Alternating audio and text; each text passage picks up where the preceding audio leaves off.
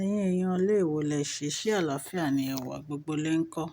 Ẹ káàbọ̀ sí Mashola Gist TV. Wọ́n ní àwọn fẹ́ kí àwọn àti Queen Naomi lọ sí church láti lọ wẹ̀ ẹ̀dọ̀ wípé èyí máa jẹ́ kí àwọn olórí yìí pé kí wọ́n mọ ààyè wọn àti stand ibi tán wà. Ẹ̀yin èèyàn ilé, bí a ṣe gbọ́ nìyẹn. Ẹ jẹ́ ká jọ wọ inú gist tèmi. Tó bá jẹ́ ìgbà àkọ́kọ́ ní tí ẹ̀ ń darapọ̀ mọ́ channel mi, èmi ọmọ yín Mashola, mo kí yín káàbọ̀ sórí gist tèmi. Ṣé àlàáfíà ni ẹ wà? Gbogbo ilé ńkọ́? Orúkọ mi ni Mashola, mo máa ń sọ̀rọ̀ nípa celebrity gist, royal gist, politics àti gbogbo nǹkan tó ń ṣẹlẹ̀ ní orílẹ̀-èdè bàbá wa ní ilẹ̀ Nàìjíríà. Ẹ̀yin èèyàn ilé, tẹ́ bá ti subscribe, ẹ subscribe o, so that tá bá ti post any gist ẹ máa rí òkè òkè. Lọ́la yín á máa, lọ́la yín ò ní lọ ìsàlẹ̀ láéláé. Gist tèmi ó dá lórí ọ̀rọ̀ tí Kabiyesi bá Queen Naomi sọ. Wọ́n bẹ Queen Naomi o, wọ́n ní àwọn fẹ́ kí àwọn àti Queen Naomi kí àwọn lọ sí church ní ojú gbogbo àwọn elders àti àwọn èèyàn Ọlọ́run, kí àwọn lọ ṣe ìyàwó. Wípé èyí á jẹ́ kí àwọn olórí kan mọ ààyè wọn. Ṣùgbọ́n Queen Naomi sọ fún wọn pé àwọn ò lè ṣe bẹ́ẹ̀ nítorí pé number one, ẹ mọ̀ pé prophetess ni Queen Naomi. Then number two, yàtọ̀ sí yẹn, àwọn fẹ́ safety ọmọ àwọn àti àwọn. Wípé tí àwọn olórí yìí tí wọ́n bá ṣèkọ̀, wípé àwọn ò ní kúrò nínú palace, àwọn ò ní wá sínú palace. Ẹ dẹ̀ mọ̀ pé ọ̀rọ̀ tí Queen Naomi ń tẹnumọ́ látijọ́ ẹ̀ náà nìyẹn. Wípé tí àwọn olórí yìí tí wọ́n bá kúrò nínú palace, àwọn ò ní wá sí inú palace. Ìtorí ẹ̀ ni Kabiyesi fi ń gbé gbogbo ìgbésẹ̀ fún àwọn olórí láti lọ ralé. Ṣùgbọ́n àwọn olórí yìí, Mariam àti Ronke, wọ́n takú. Wọ́n ní àwọn ò ní kúrò nínú palace, àwọn ò ní ralé.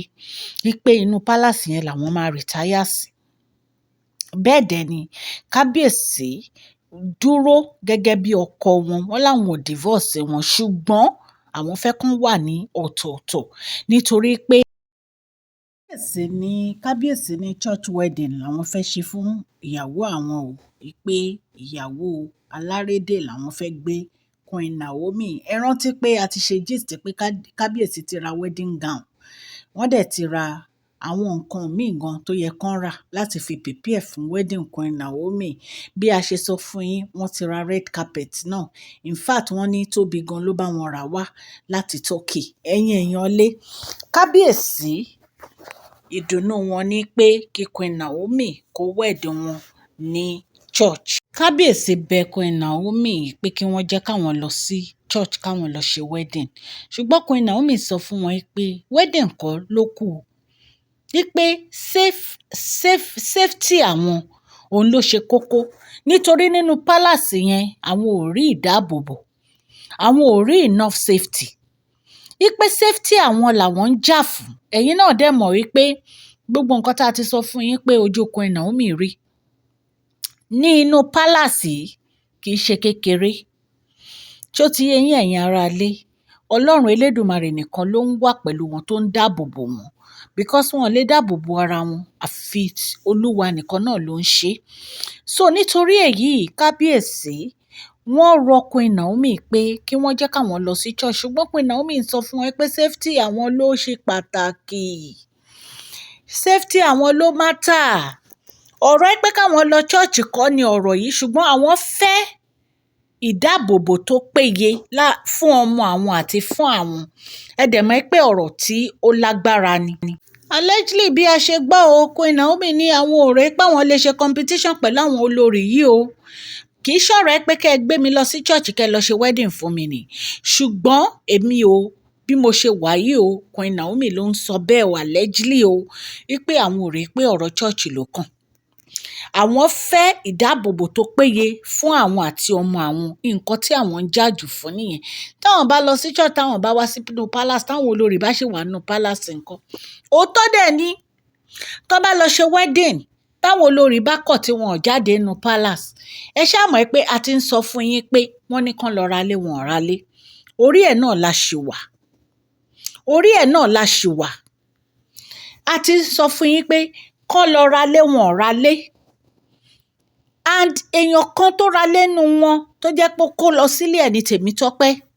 Ashley kábíyèsí fún nílé ni tipátipá pé kó lọ síbẹ̀, tí ò bá ti kó lọ síbẹ̀ kò jẹ́ orúkọ àwọn mọ́. Gist náà láti ṣe gbogbo ẹ̀ láti ṣe. So ṣé ọ̀rọ̀ wedding ló kù ní ìsìn? Ṣé ọ̀rọ̀ láti lọ sí church ló kù ní ìsìn?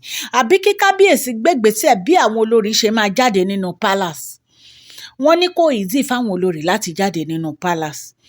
Ẹni tó mú wọn wọnú palace náà ló máa mọ bó ṣe máa easy fún wọn láti jáde. Ṣebí kábíyèsí ló kó wọn wọnú palace? Àwọn tó kó wọn wọnú palace náà, àwọn náà ló yẹ kó mọ bí ó ṣe máa easy fún wọn láti jáde kúrò nínú palace yẹn. Àwọn èèyàn sọ̀rọ̀ o, wọ́n ní kí Queen Naomi má sọ̀rọ̀ wedding pẹ̀lú kábíyèsí o, àfi táwọn olórí bá jáde o. Wípé táwọn olórí ò bá jáde, tí Queen Naomi bá lọ church tán lọ wed kábíyèsí, táwọn olórí takú sínú palace tí wọ́n lọ, kí ni Queen Naomi fẹ́ ṣe? Òótọ́ dẹ̀ ni ẹ̀yin ará ilé.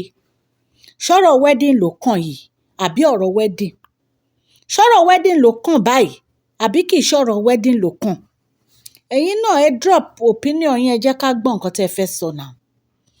Queen Naomi ní kí wọ́n jẹ́ kí àwọn olórí kan jáde ná kó tó di pé àwọn ń gbégbèsè láti ṣe wedding, nítorí pé safety àwọn ó ṣe kókó fáwọn.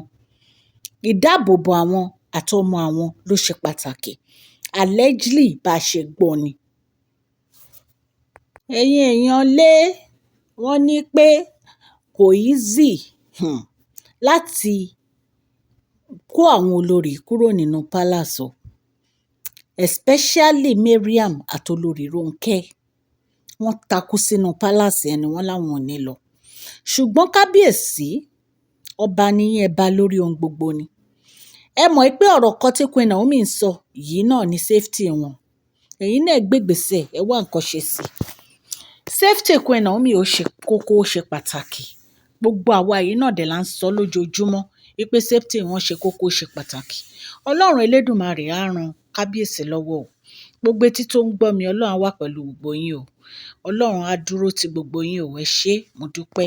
Please share this video, like and subscribe. God bless you all.